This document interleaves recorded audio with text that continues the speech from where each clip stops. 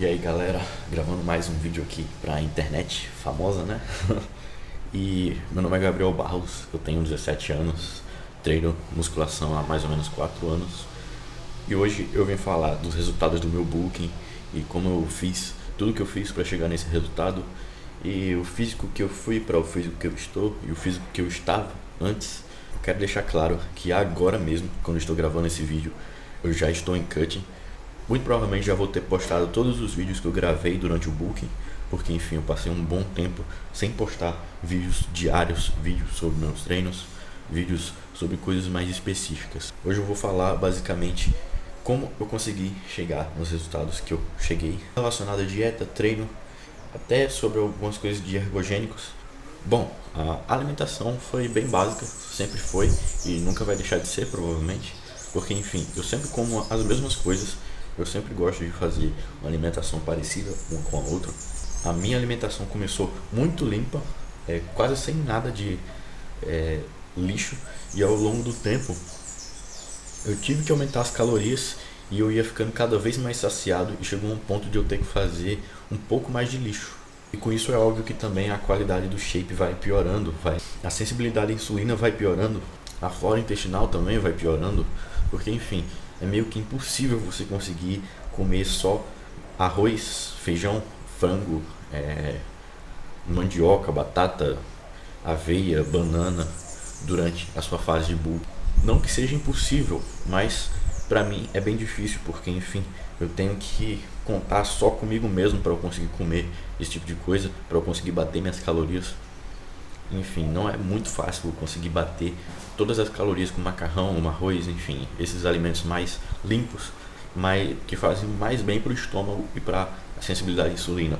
Ao longo do tempo, eu tive que ir implementando esses alimentos mais sujos, como por exemplo, grandes quantidades de leite. Leite não é lixo, antes que alguém fale alguma coisa, mas o jeito que você consome o leite pode ser que ele seja considerado lixo, como por exemplo, eu consumia leite com Toddy normal, leite com achocolatado, eu consumia banana, às vezes com leite condensado, às vezes com aveia, às vezes com farinha láctea, leite em pó. E tudo isso vai acrescentando algumas coisas problemáticas para a sua alimentação, no sentido de piorar ao longo do tempo a sua sensibilidade à insulina, a sua flora intestinal. Eu comecei basicamente o booking com 3.500 calorias. Eu iniciei nesse booking com 3.500 calorias. Eu consegui subir 5 quilos em mais ou menos 2 semanas. Eu enchi o físico basicamente só com glicogênio, água e alguma parte de fibra. E muito provavelmente pouco desse percentual de peso que eu ganhei foi de gordura. Como vocês podem ver, nessas primeiras semanas eu continuei com um físico bem limpo. E ao longo de várias semanas eu enchi mais, como vocês estão vendo aí, foi mais ou menos na 7ª semana, onde eu cheguei a estar comendo 4.000 calorias por aí. E o meu físico continuou com um BF aceitável, com pouca retenção e tudo mais.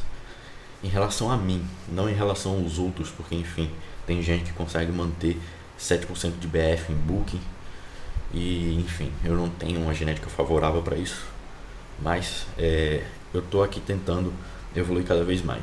Do início para o final, eu fui de 3.500 calorias até 5.000 calorias, mas eu admito que chega um certo ponto que eu paro de contar calorias, eu paro de pesar meus alimentos, porque enfim, eu já faço isso há tanto tempo que eu vou tudo baseado no feeling, tudo baseado no que eu já sei que eu tenho que comer.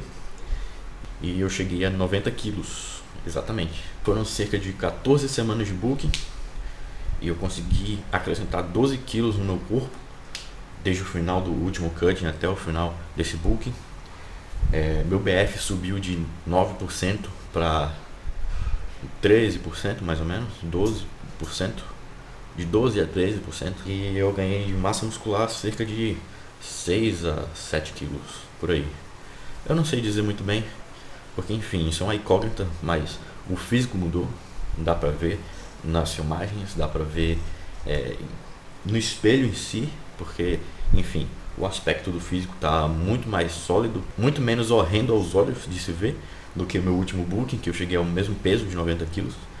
E agora eu tô botando aí do lado o resultado dos últimos 90 quilos contra os 90 quilos de agora. Eu nunca cheguei a consumir mais do que 250 gramas de proteínas por dia. Eu não chego a consumir mais do que 100 gramas de gordura por dia. E todo o resto das calorias são administrados com carboidrato. Mesmo quando eu chegava a comer muito lixo, eu não subia tanto as gorduras. Por mais que eu consumisse muito sódio, muito açúcar, eu não chegava a explodir tanto as gorduras.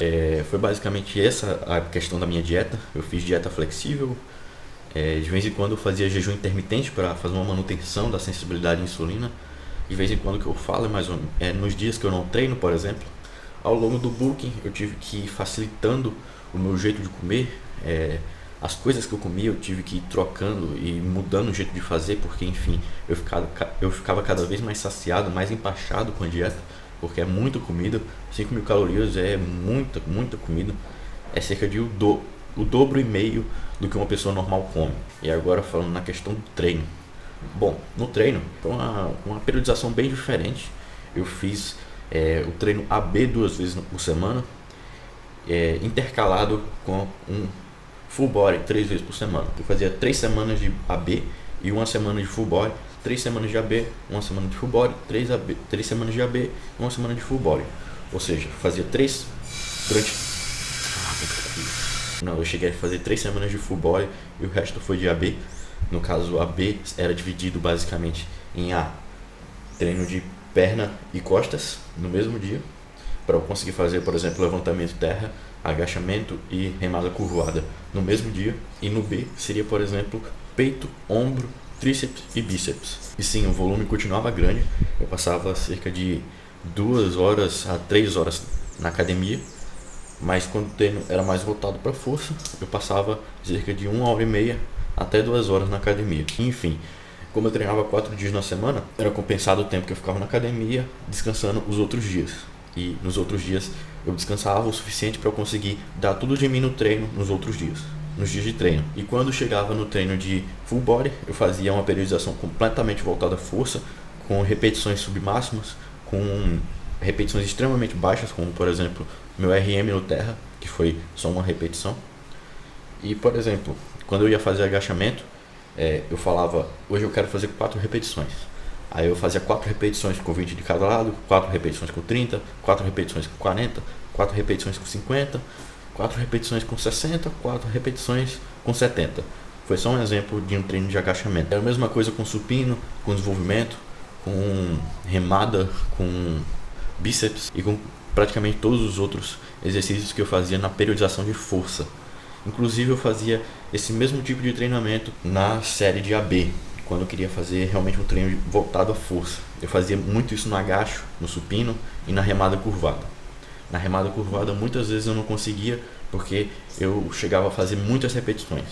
Mas mesmo assim, era para eu fazer esse tipo de coisa, mas eu não fiz. Porque se eu tivesse feito, muito provavelmente eu conseguiria ter levantado mais peso nesse tempo que eu fiz essa periodização. Enfim, basicamente a proporção entre treinos de força e treinos metabólicos. Eu diria que foi, por exemplo, 50% do treino foi mais voltado para força, 25% do treino foi mais voltado para o tensional e 25% do treino foi mais voltado para o metabólico. Diferenciando isso, antes que alguém pergunte, ou provavelmente não viu os outros vídeos, treino de força seriam com repetições extremamente baixas, tensional seria com repetições médias e metabólico seria com repetições altas. Fora também que o estilo de treino muda um pouco. Por exemplo, com força eu costumo roubar mais, fazer repetições mais explosivas, e no tensional eu costumo fazer com a execução mais bem feita, mesmo estando com a carga mais alta. E no metabólico a execução varia um pouco dependendo da fase, porque por exemplo, quando eu chego até a falha extrema,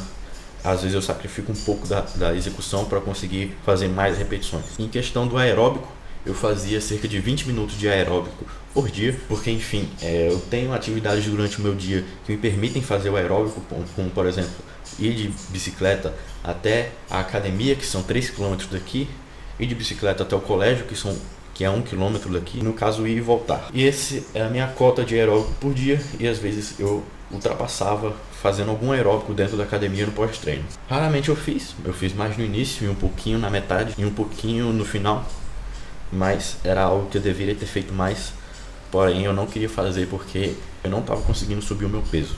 Agora falando na questão dos ergogênicos, enfim, eu não usei basicamente nada. Eu só estava fazendo a TRT mesmo porque eu preciso administrar a minha libido, minha saúde mental. E, enfim, eu já fiz um vídeo falando exclusivamente sobre isso. Se você quiser assistir, vá no meu canal e procure um vídeo sobre TRT. E antes que alguém pergunte, TRT seria terapia de reposição de testosterona.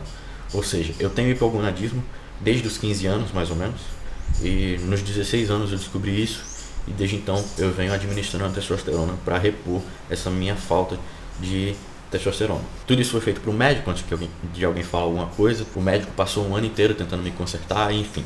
Eu já falei tanto disso que já encheu o saco. Durante esse meio tempo, como eu perdi meu plano de saúde, eu tive que recorrer basicamente para o vendedor de bomba para conseguir minha testosterona, para eu conseguir manter o meu tratamento, que enfim é para o resto da vida. Enfim, eu cheguei a pegar uma testosterona falsa entre aspas, uma testosterona extremamente subdosada, e eu passei acho que mais ou menos umas 5 semanas usando uma testosterona extremamente ruim, porque enfim, eu já uso uma dose extremamente baixa, cara. Aí quando eu pego uma testosterona ruim,